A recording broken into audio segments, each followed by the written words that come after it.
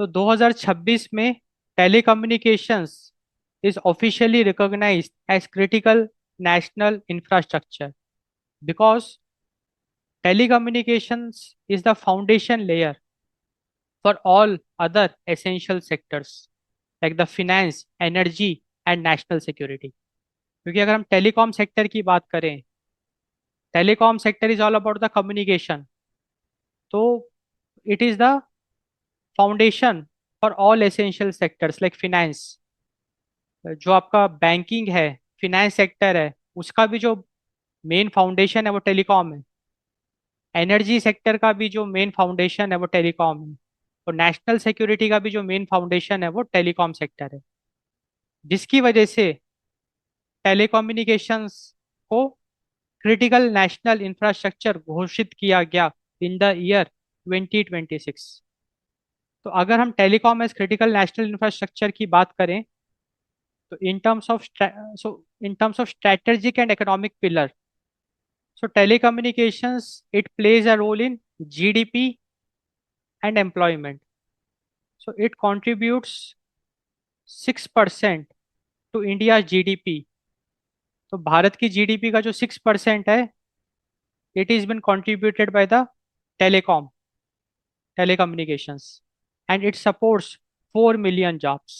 It supports nearly 4 million jobs, जो कि बहुत बड़ा नंबर है। 4 मिलियन मतलब 40 लाख, जो 40 लाख लोगों को रोजगार टेलीकॉम सेक्टर दे रहा है, और भारत की जीडीपी में 6% कंट्रीब्यूट कर रहा है।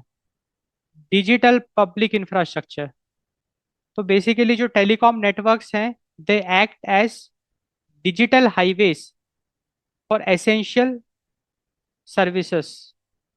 लाइक जो डिजिटल पब्लिक इंफ्रास्ट्रक्चर है, उसका जो डिजिटल हाईवे है, that is the telecom, telecom networks, and hence it acts like a digital highways for essential services like UPI payments, Aadhaar based authentication, and direct benefit transfer like e-governance platforms. इसके साथ साथ जो telecom sector है, it is the data capital hub.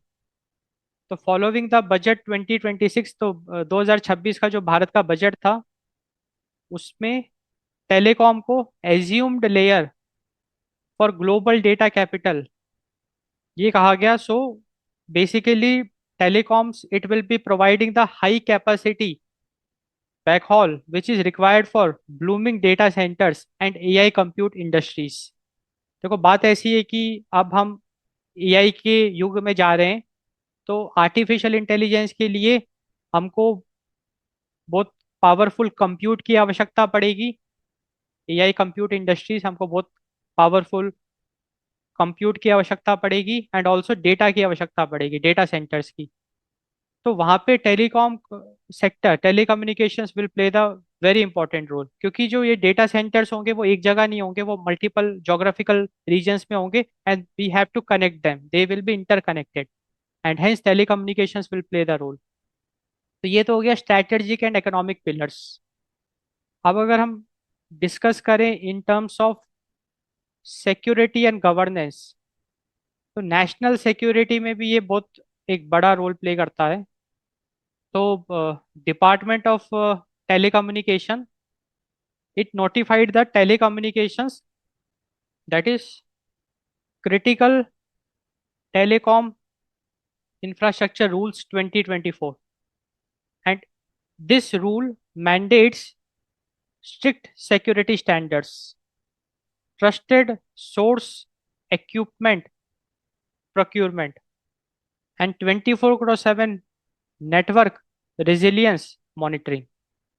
तो देखो बात ऐसी है कि भाई टेलीकम्युनिकेशंस भारत का क्रिटिकल नेशनल इंफ्रास्ट्रक्चर है, जिसकी वजह से नेशनल सिक्योरिटी के पॉइंट ऑफ व्यू से भी काफ़ी सेंसिटिव है टेलीकॉम, क्योंकि अगर टेलीकॉम कॉम्प्रोमाइज हो गया तो बहुत कुछ मतलब एक बहुत डिजास्टर हो सकता है। तो आइडिया ऐसा है कि to ensure, to safeguard it, department of telecommunication ने 2024 में telecom critical telecommunication infrastructure rules 2024 वो अनाउंस किया। उसके तहत टेलीकम्युनिकेशंस में और भी ज़्यादा स्ट्रिक्ट सिक्योरिटी स्टैंडर्ड्स इंपोज करे जाएंगे, ट्रस्टेड सोर्स इक्विपमेंट प्रोक्योरमेंट किया जाएगा and 24/7 network resilience monitoring will be taken care of. इसके साथ साथ in disaster management also telecom is a primary weapon. So primary weapon in emergency response, क्योंकि देखो बात ऐसी है कि कहीं भी अगर डिजास्टर होता है तो जो भी कम्युनिकेशंस है या जो ब्रॉडकास्टिंग है that is powered by the telecom. So that's why telecom is the primary weapon in emergency response, wherein cell broadcasting technology, it now covers 80% of the network to disseminate real-time alerts like earthquakes or floods. तो disaster management में भी telecom का एक बहुत बड़ा role है। इसके साथ साथ सोवरिन कंप्यूट। सोवरिन कंप्यूट का मतलब ये है कि अब जैसे एआई के युग में अ, भारत ये चाहेगा कि भाई एआई मॉडल्स भारत खुद बनाए एंड उसका कंप्यूटेशन वो खुद करे, ना कि वो किसी दूसरे कंट्री पे डिपेंडेंट हो। So that is the sovereign compute. तो इस दिशा में भी टेलीकॉम एक बहुत इंपॉर्टेंट रोल प्ले करेगा। So telecom networks they are evolving into platforms for sovereign AI, ensuring that sensitive data like health, defense remains within national borders and it adheres to local security controls. तो sovereign compute में भी telecom networks they are evolving into platforms for sovereign AI, wherein they will ensure the security of the sensitive data like health and defense, and also they will ensure to adhere to local security controls. अब अगर हम connectivity and inclusion की बात करें, क्योंकि अब government का नारा है सबका साथ सबका विकास, तो गांवों को भी साथ में लेके चलना होगा, रूरल इंडिया को।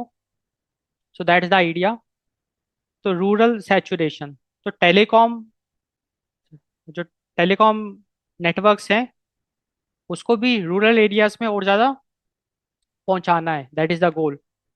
तो उसके तहत भारत का एक भारत नेट प्रोजेक्ट है। So under the Bharat net and digital Bharat Nidhi project, तो इन दो प्रोजेक्ट के तहत Bharat net and digital Bharat Nidhi project, the government of India it has allocated over 73,990 crore in the year 2026-2027 period to ensure 4G 5G saturation across every village। तो मतलब भारत सरकार ने Bharat net and digital Bharat Nidhi project के तहत 73,990 करोड़ से ज़्यादा का एक फंड एलोकेट किया है। द गोल इज कि 2026-27 तक भारत के हर एक विलेज में 4G एंड 5G का सैचुरेशन हो जाए। So that is the inclusion. Technological leadership, so with nearly 90% 5G coverage nation wide. देखो भारत में लगभग 90% 5G कवरेज ऑलरेडी हो चुका है। The telecom infrastructure it is now been optimized for AI workloads and early 6G research। तो हम लोग already 5G को बहुत बड़े लेवल पे लाइक अराउंड 90% तक कवर कर चुके हैं नेशन वाइड। अब the goal is evolve, now the goal is कि टेलीकॉम इंफ्रास्ट्रक्चर को ऑप्टिमाइज करना for AI workloads and also the 6G research. And definitely, the goal is to position India as global leader in next gen connectivity.